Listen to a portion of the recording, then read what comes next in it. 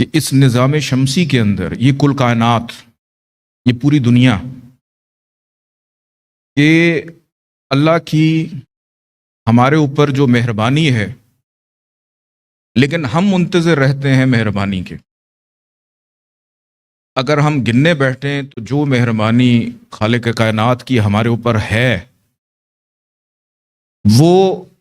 یا ہماری نظر سے تو اوجھل ہو جاتی ہے۔ کیوں؟ کیونکہ ہماری سوچ میں وہ چیز شامل نہیں ہوتی، ہماری سوچ اس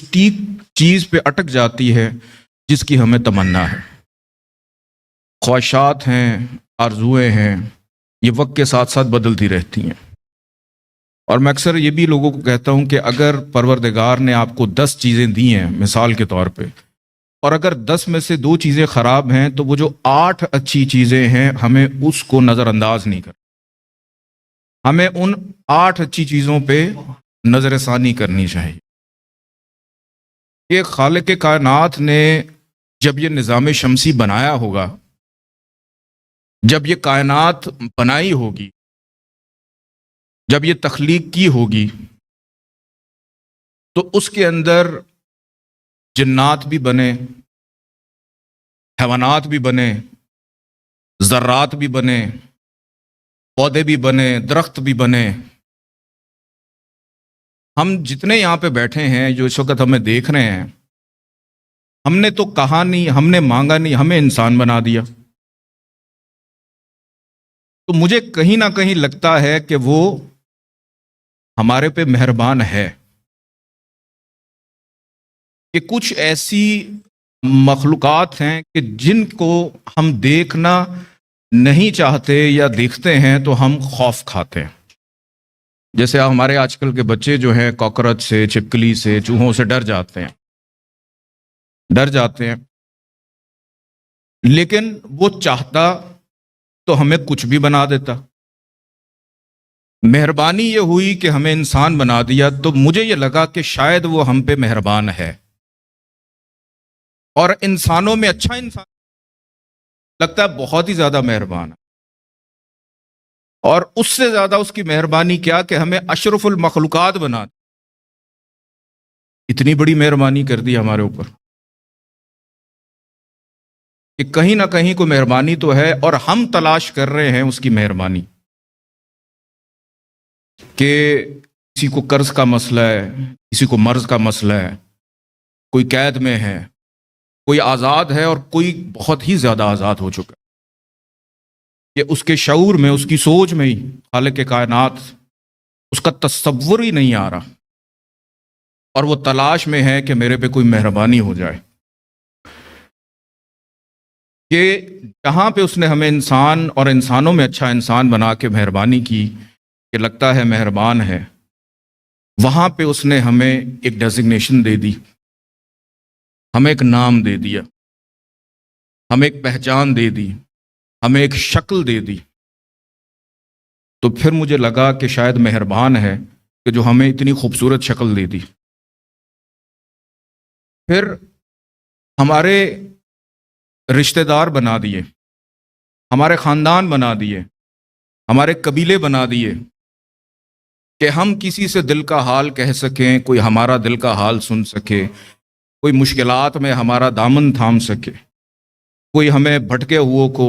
کسی بہتر راہ کی طرف لے جائے۔ تو مجھے لگا کہ شاید مہربانی ہے۔ ہمیں ضروریات پوری کرنے کے لیے پیسہ دے دیا، مجھے لگا کہ شاید مہربانی ہے۔ ہمیں راہ راست یا کوئی چیز سکھانے کے لیے قرضے میں مبتلا کر دیا کہ ہمیں اس اچھے دور کی قدر ہو جائے جس میں ہم نے پرواہ نہیں کی، آزمائش آ گئی تو مجھے لگا مہربانی ہے۔ ہمیں چھت دے دی، ہمیں گھر دے دیا، ہمیں ماں باپ دے دیے کہ جن کے پاس یا جس جگہوں پہ ہم بیٹھ جائیں تو ہمیں سکون ملتا ہے۔ کہ ہماری بے سکونی کو ختم کرنے کے لیے ہمیں اتنی بڑی نعمت دے دی کہ ہم پرسکون ہو جائیں، تو مجھے لگا کہ شاید مہربان ہے۔ ہمیں دیکھنے کے لیے بینائی دے دی،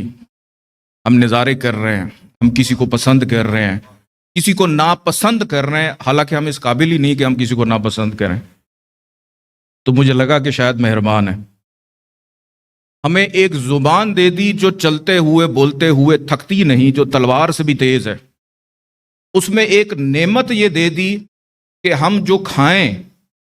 ہمیں یہ پتہ چل جائے کہ ہماری زبان کا جو چسکا ہے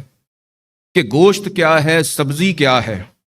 اگر یہ ذائقہ نہ ہوتا اور زبان کی بے ذائقہ ہو جاتی تو سب برابر ہو جاتا. تو مجھے لگا کہ اتنی نعمتیں نوازنے کے بعد ہماری زندگی میں ذائقہ دینے والا شاید مہربانی ہے. ہمیں اولاد دے دی، ہمیں محبوب دے دیا کہ جس کو دیکھتے ہیں تو کہیں نہ بہت سارے لوگوں کو دیکھتے ہیں تو ہمارا دل دھڑک اٹھتا ہے، محبت کرنے کو دل کرتا ہے، کسی کو اپنانے کو دل کرتا ہے. اولاد ایک ایسی نعمت ہے کہ جیسی بھی ہو، نالائق ہو، نادان ہو، نافرمان ہو، لیکن پھر بھی ان کے لیے دل سے دعا نکلتی ہے. ان کو دیکھتے ہیں تو اپنے غم بھول جاتے ہیں، ان کو دیکھتے ہیں یا ان کے لیے کام کرتے ہیں تو اپنے ہاتھوں کی سختیوں کو بھول جاتے ہیں، اپنے آزمائش کے دن بھول جاتے ہیں. یہ اولاد ایک ایسی نعمت ہمیں دے دی جو آزمائش میں ہو اور ہم جتنے بڑے بادشاہ بن جائیں ان کے لیے پھر بھی فکر مند رہتے ہیں. ان سے یہ محبت، یہ انس دے دیا تو مجھے لگا کہ شاید مہربانی ہے. بیماری دی اور اس کے ساتھ شفا بھی دے دی کہ قدر ہو جائے زندگی کی، قدر ہو جائے نعمتوں کی، قدر ہو جائے اچھے حال کی، قدر ہو جائے جوانی کی، قدر ہو جائے طاقت کی، قدر ہو جائے ان چیزوں کی جس سے ہم رکے نہیں اور ہمارا ذہن، وجود، روح، قلب بیمار ہو گیا، اور شفا کی نعمت عطا کر کے ہمیں یہ سوچنے پہ مجبور کر دیا کہ شاید وہ ہمارے پہ مہربان ہے. اللہ اکبر، اللہ اکبر، یا رسول اللہ، یا رسول اللہ، یا علی، یا علی. حجت خدا امام زمانہ اجل اللہ تعالی فرجو بلندتر اللہم صلی علی محمد و آل محمد. ہماری زندگی میں ہمارے قلب کا سکون ہو یا ہمارے وجود کا سکون یا ہماری نسل کی پرورش ہو، اس کو بڑھانے کے لیے ہمیں شریک حیات دے دیا کہ ہمیں وہاں بھی تنہا نہیں چھوڑا. تو مجھے لگا کہ شاید مہربان ہے کہ ہر شخص کے لیے کوئی نہ کوئی اس کا شریک حیات رکھا ہے جو اس کے ساتھ رہتا ہے. پھر زندگی میں چھوٹے چھوٹے حادثات آئے، چھوٹی چھوٹی مشکلات آئیں، اس سے نکلنا سکھایا تو مجھے لگا کہ شاید مہربان ہے. انسان تھا، زمین پہ بھاگتا تھا، دوڑتا تھا، چلتا تھا، کہ اتنی علمی آگہی دے دی کہ سمندروں پہ جہاز بھگانے لگا، وقت کو بچانے کے لیے ہوا میں اڑنے لگا. تو مجھے لگا کہ شاید مہربان ہے کہ ہمارے تصور میں بھی نہیں یا ہم کلندر بھی نہیں کہ ہم پرواز کر رہے ہیں آسمانوں کی، کہ ایک جہاز بنانے کے لیے کتنے سال لگ جاتے ہیں. ایک پرندہ پیدا ہوتا ہے، ایک سیکنڈ میں اڑ جاتا ہے، لیکن انسان کو اس کے تابع کر دیا کہ اب یہ لگتا ہے کہ چاند اور سورج بھی ہاتھ باندھے انسان کے آگے کھڑے ہیں کہ آگے اب کیا کرنا ہے، کہ کہاں تک آنا ہے، تم نے کہاں تک پہنچنا ہے. تو مجھے لگ رہا ہے کہ کہیں نہ کہیں ہمارے پہ مہربان ہے، ہمیں زندگی گزارنے کے لیے روزی دی، روٹی دی، کام دیا، ہم کام کرتے ہیں، کبھی ہم اس سے بہت خوش ہو جاتے ہیں، زیادہ کما لیں تو کہتے ہیں کہ اللہ کہ ہم منظور نظر ہیں، تھوڑا کما لیں تو لگتا ہے کہ شاید اللہ ہم سے غافل ہو گیا ہے، لیکن پھر کچھ عرصے کے بعد وہ اور دے دیتا ہے۔ تو زندگی میں غمی آتی ہے، خوشی آتی ہے، پھر غمی آتی ہے، نشیب و فراز چلتے رہتے ہیں۔ تو اس سوچ کو جب میں دیکھتا ہوں تو مجھے لگتا ہے کہ مہربان ہے۔ ہمارے اندر ایک حس پیدا کر دی خواہشات کی، جو ایسی ہیں کہ جو وقت کے ساتھ ساتھ بدلتی رہتی ہیں، کچھ پوری ہو جاتی ہیں، کچھ پوری نہیں ہوتی۔ جب پوری نہیں ہوتی تو بعد میں احساس ہوتا ہے کہ اچھا ہوا نہیں پوری ہوئی، ہو جاتی تو شاید ہمارے لیے ٹھیک نہیں تھی۔ وقت گزرنے کے ساتھ اس احساس کو دے دینا، یہ بھی شاید اس کی مہربانی ہے۔ ہمیں دوست دے دیے، ہمیں ساتھی دے دیے، ہم سے محبت کرنے والے لوگ دے دیے، ہم سے پیار کرنے والے لوگ دے دیے، ہمیں ہماری محنت کا صلہ دے دیا، ہمیں تنہائی بھی دے دی کہ کچھ لمحے اکیلے رہو،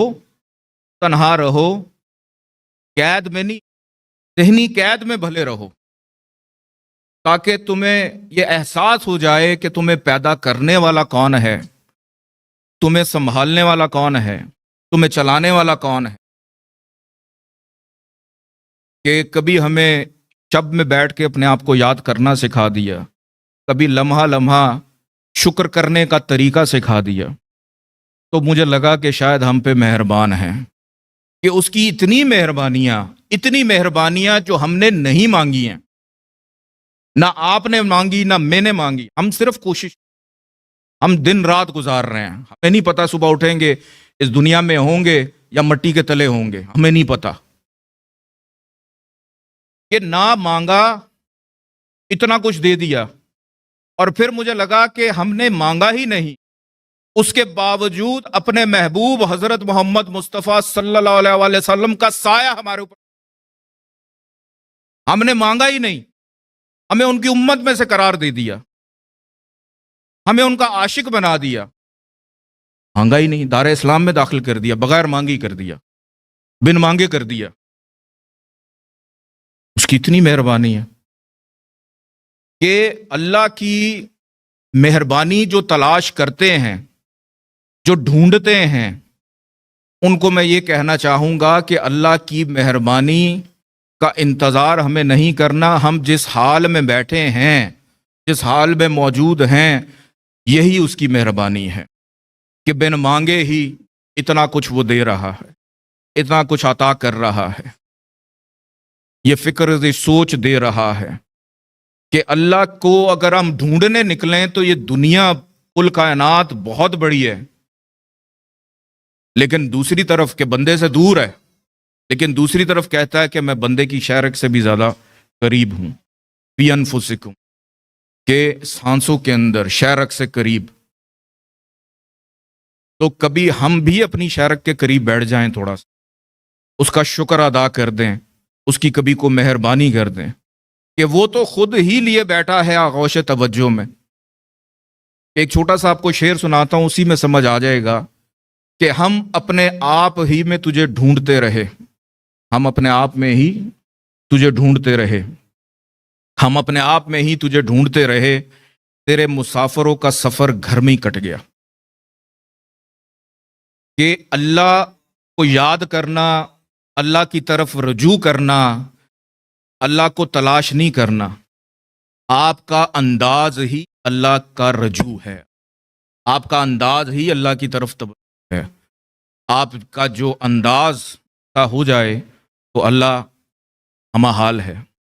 آپ کے ساتھ ہے، آپ کے قریب ہے۔ اور جب اتنی مہربانیاں اللہ کی ہو جائیں تو اینڈ میں ہمیں جو اس کا نتیجہ یہ نکلتا ہے کہ جیسے ہر چیز کا کوئی نتیجہ ہوتا ہے، تو اللہ نے ہمارے پہ یہ بھی مہربانی کر دی کہ جو نتیجہ شکر ہے وہ بھی انسانوں کو دے دو، کہ نتیجہ شکر کیا ہے کہ دعا کرو،